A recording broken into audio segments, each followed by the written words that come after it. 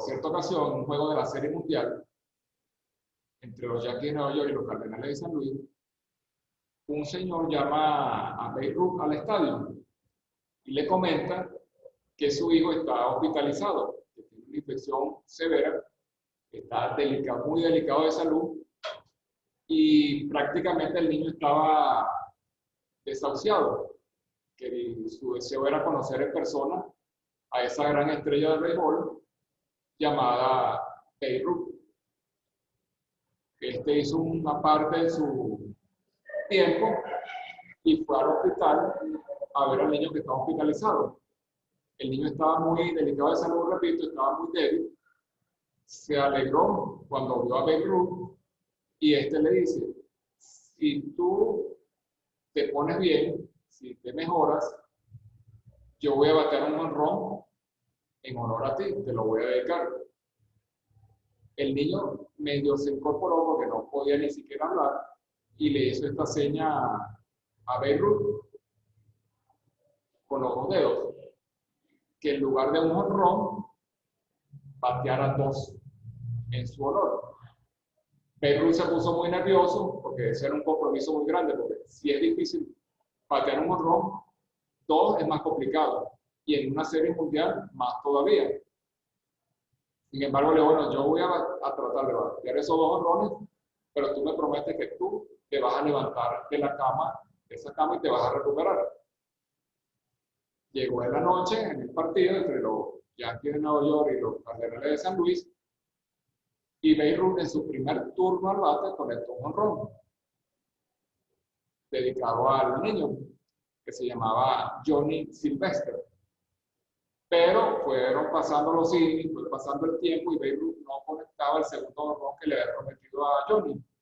Hasta que en el último turno al bate, el último inning, dio un jonrón, su segundo jonrón del juego, dedicado a Johnny Sylvester.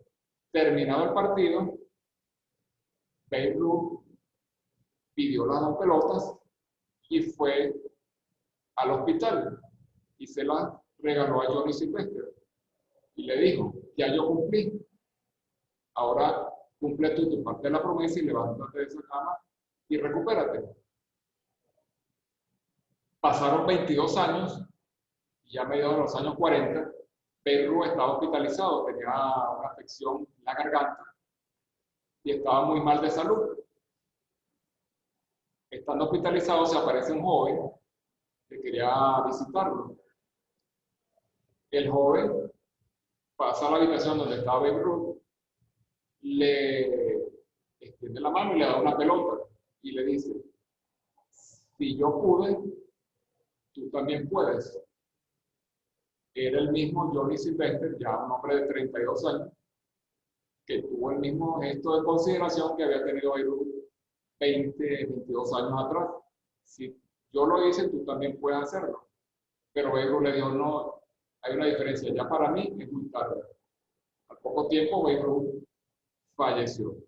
Queda eso ahí como anécdota, que muchas veces los deportistas parecieran estar en un pedestal, pero hay muchos que tienen buen corazón y se deben a sus fanáticos. Y en el caso de Babe Ruth, él se debía mucho a los niños. Por eso lo llamaban el bambino.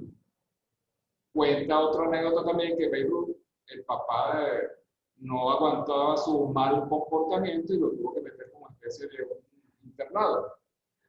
Y en cierta ocasión también tuvo que ir detenido porque era mala conducta al principio. Ya consagrado como un pelotero de grandes ligas, en una oportunidad de un jonrón y la pelota salió tan fuerte del estadio que partió el vidrio de una tienda. Irónicamente, Babe Ruth después dijo lo que son las cosas de la vida. Cuando yo era niño y partía el vidrio de las tiendas, me llevaban detenido. Ahora, de adulto, que hago lo mismo, que parto los vidrios de las tiendas, pero con honor, entonces me pagan y no me llevan detenido. Estas son anécdotas que nos van dejando muchas veces moralejas, enseñanzas, y como les dije al principio de la conversación, Todos, independientemente de la edad que tengamos, tenemos anécdotas que contar.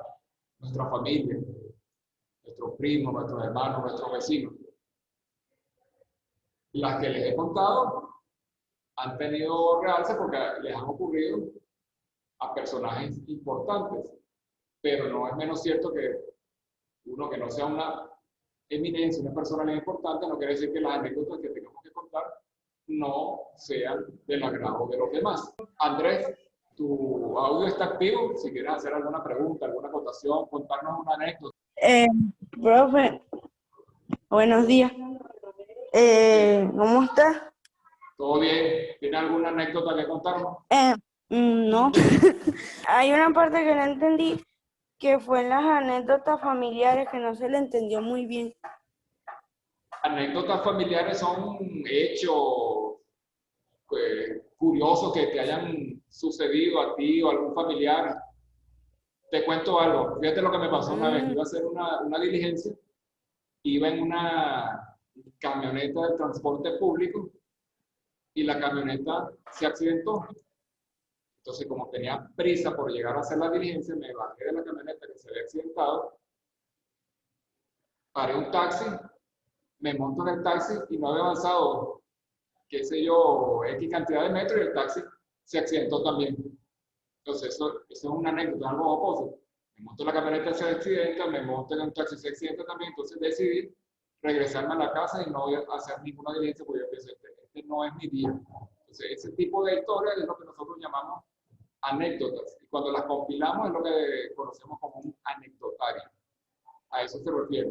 Están conectados, aquí estoy viendo a Andrés, Diego, Tulvia, Gabriela, Yalile López y Camila. Aquí hay una pregunta que me hace Diego, que si los protagonistas de las anécdotas que yo le referí, que si todos son venezolanos, no. Julio Verne era francés, el escritor, y Beirut era estadounidense. Y el alemán, el canciller, obviamente alemán, Otto Bismarck. El resto sí, Rómulo Gallegos, Carlos Sublet, venezolanos. Bueno, una anécdota mía, muy particular, la semana pasada, para que tengan en cuenta esos tips y no cometan esos errores. Estaba corrigiendo una evaluación, me la envían a mi correo y veo el nombre del estudiante, el nombre y el apellido del estudiante en el correo. Cuando veo la portada del trabajo, tenía el nombre y el apellido de otro estudiante. Obviamente, eso era una copia. Ni siquiera estuvieron pendientes de cambiarle la portada al trabajo. Tengan pendientes esos detalles, pendientes de eso. Y a final de cuentas, nada ganan con copiarse, porque los profesores nos damos cuenta. Es mejor la creación propia de cada estudiante, sea poca, sea mucha, pero que sea la escritura lo que su cerebro produjo. No cortar y copiar, que se haya copia entre los estudiantes, porque nosotros nos damos cuenta de eso y al final de cuentas el perjudicado es el estudiante. Espero que le haya sido de provecho este breve conversatorio sobre las anécdotas. Lo dejo entonces y nos estamos viendo a lo mejor por esta vía y seguimos adelante con las actividades. Feliz día para todos.